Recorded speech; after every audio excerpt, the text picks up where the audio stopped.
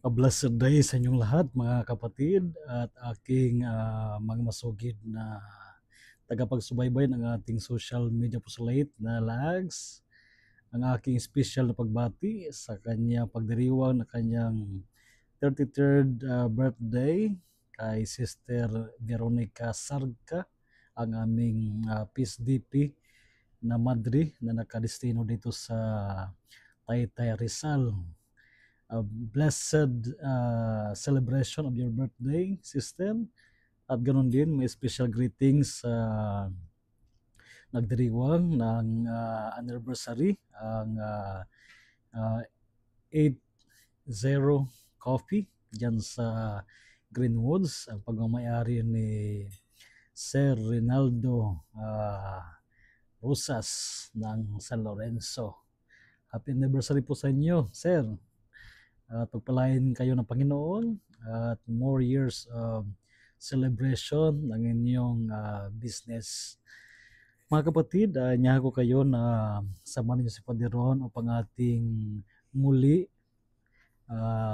muling pakinggan ang Ebanghelyo sa araw na ito, araw ng Miyerkules, mula sa Ebanghelyo ni San Marcos, chapter 6, verses 45 to 52.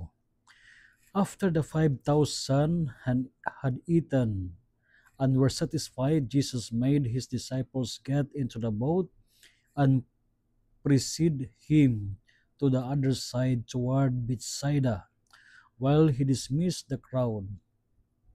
And when he had taken leave of them, he went off to the mountain to pray. When it was evening, the boat was far out on the sea, and he was alone on the shore. Then he saw that they were tossed about while rowing, for the wind was against them. About fourth watch of the night he came toward them, walking on the sea. He meant to pass by them, but when they saw him walking on the sea, they thought it was a ghost, and cried out. They had all seen him and were terrified. But at once he spoke with them. Take courage, it is I. Do not be afraid. He got into the boat with them, and the wind died down. They were completely astounded. They had not understood the incident of the loaves. On the contrary, their hearts were hardened. Mga kapatid, mapagpalang araw muli sa inyong lahat. At dalangin ko na ang bawat sa inyo ay nasa mabuting kalagayan sa araw na ito. Araw ng Miyerkules, January 8, 2025.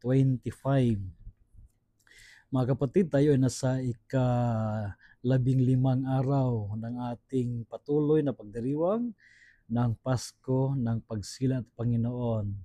It is still Christmas until this coming Sunday. Kaya patuloy nating i-celebrate sapagkat ang Christmas ay panahon ng pagsasaya sapagkat ang Panginoon na ipinangako ay dumating na. Sa ating Ebanghelyo ngayon, ating tunghayan ang Panginoon pagkatapos niyang pakainin ang napakadami mga tao, about 5,000 men. Only men were counted, not including children and women.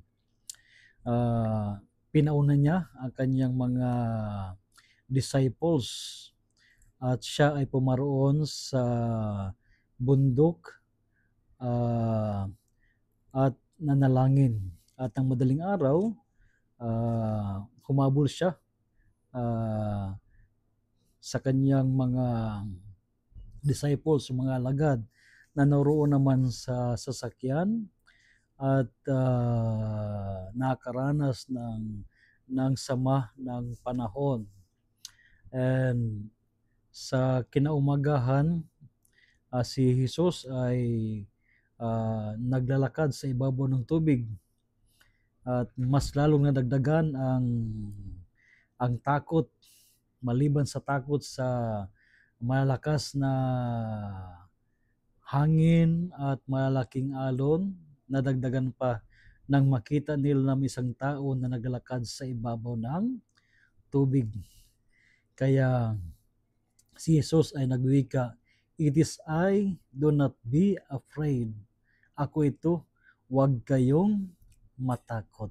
Mga kapatid, napakagandang mga salita ito mula sa ating Panginoon sa ating patuloy na pagdiriwang ng Christmas Day, na sana wag nating hayaan that the Spirit will also end. Only the season ends, but the Spirit remains. The spirit of Christmas must continue to be live, natiling isinasabuhay ng bawat isa sa atin na nagdiriwang ng Pasko, ng pagsilang ng ating Panginoon. At naway, lagi nating isa puso at isa isip na ang Panginoon ay kasama natin sa buhay natin. Ano mga bagyo, mga problema na darating o dumarating na o dumadating sa buhay natin, sana ay lagi nating diringgin ang mga salita ni Jesus, "It is I, do not be afraid. You are not alone. I am with you. I am sending you instruments." Pinadalhan ko kayo ng mga instrumento upang palakasin ang inyong kalooban. So again, a blessed day sa inyong lahat. And may the Lord may continue to bless you and bless your family. And of course, rest assured of my prayers for each one of you. Again, a blessed day. And of course, my greetings at aking shout out sa lahat ng mga masugid nating sumusuporta sa ating social media apostolate na lags, sa ating mga followers dyan sa Davao Occidental, lalo na sa Jose Abad Santos, sa Don Marcelino, at maging sa Sarangani, Balot Island, at ng Cagayan de Oro, at ng Calbayog City sa Samar, at ganoon din dito sa Rizal Province, lalo na dito sa Taytay Rizal, at sa iba't ibang panig na naabot ng ating social media apostolate at maging sa labas ng bansa. Makaasa po kayo sa aking mga panalangin para sa inyo. So again, a blessed day sa inyong lahat.